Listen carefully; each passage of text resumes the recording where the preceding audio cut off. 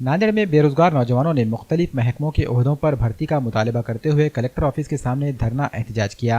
एहतजाजियों ने 50,000 असतदा को एक मरहले में भर्ती करने, MPSC के रुके हुए रिजल्ट का फौरी ऐलान करने और ऐलान करदा मेगा भर्तियां करने का मुतालबा किया।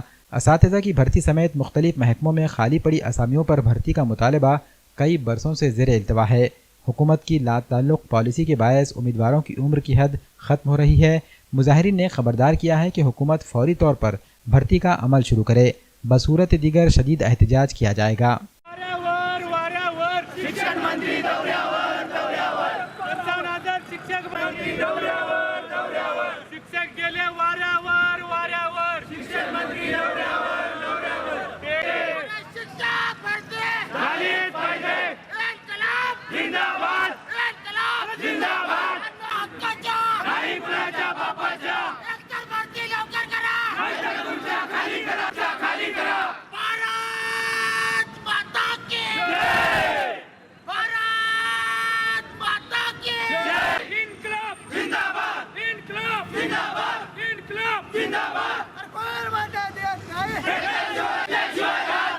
मी भास्कर तळणे युवाशाही संघटनेच्या वतीने आज इथं आंदोलन करण्यात येत आहे।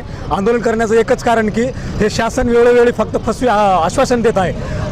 डेट झाल्याच्या नंतर जूनमध्ये त्यांनी बोलले होते की आम्ही 30,000 शिक्षकांना नियुक्ती करू, जॉईनिंग देऊ आणि एकंदरीत 50,000 शिक्षक भरती करू। पहिल्या टप्प्यात 30,000 आणि दुसऱ्या टप्प्यामध्ये 20,000। आता 67,000 शिक्षक भरती आहेत। वित्त विभागानं 80% पदभरतीला मान्यता दिली आहे, तर एकंदरीत 55,000 शिक्षक भरती करण्यात येते 80%च्या याच्यानुसार। तर अजूनही शिक्षक भरतीची कुठलीच प्रक्रिया पोर्टल चालू झालं नाही। फक्त जिथं प्रेसनं विचारलं की शिक्षण मंत्री म्हणत आहेत की आम्ही शिक्षक भरती करूच, पण कधी? आमचे वय चाललेलं आहे, सगळे पोरं नैराश्यामध्ये आहेत। तर म्हणजे शिक्षक भरती जर झालं नाही तर येत्या काळामध्ये महाराष्ट्रामध्ये तीव्र स्वरूपाचे आंदोलन केले जाईल आणि हे शासनाला आणि प्रशासनाला परवडणार नाही, एवढंच या माध्यमातून सांगू शकतो। मी राम तावडे, आज युवा आशाही संघटनेतर्फे आम्ही आज आंदोलन करत आहोत।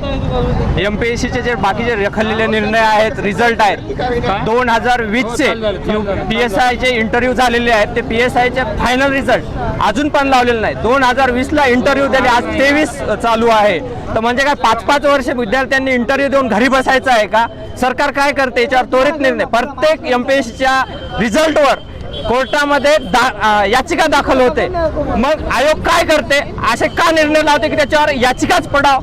असा कुठला निर्णय आहे की आयोगाने बिना याचिकेचा लावलेला आहे आतापर्यंत? याचिका टाकायची, याचिका टाकून 10-10 वर्षे 5-5 वर्षे रिझल्ट ठेवायचे। तसेच आलेल्या विद्यार्थ्याचे रिझल्ट, त्यांचा सत्कार होतो, समारंभ होतो, प्रत्येक जागी त्यांचे कार्यक्रम घेतले जातात सत्कारांचे, आणि 5-5 वर्ष जॉईनिंग होत नाही। त्याच्यामुळे विद्यार्थ्यांना निराशा येते आणि निराशापोटी ते आत्महत्येच्या पोटी जातात।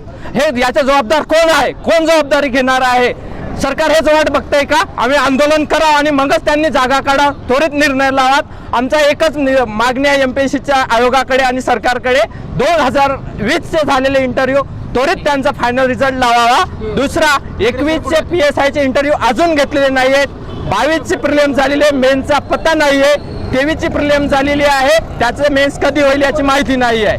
म्हणजे समजा 2020ला 500 जागा काढल्या, तर त्या 500 जागांमधले अर्धे विद्यार्थी परत 21च्या इंटरव्ह्यूला आहेत। 21 आणि 21च्या इंटरव्ह्यूचे विद्यार्थी परत 22ची मेन्स दिलेली आहे। तर आमची याची एवढीच भूमिका आहे की सरकारने लवकरात लवकर आमचा निर्णय लावा आणि विद्यार्थ्याला न्याय द्यावा।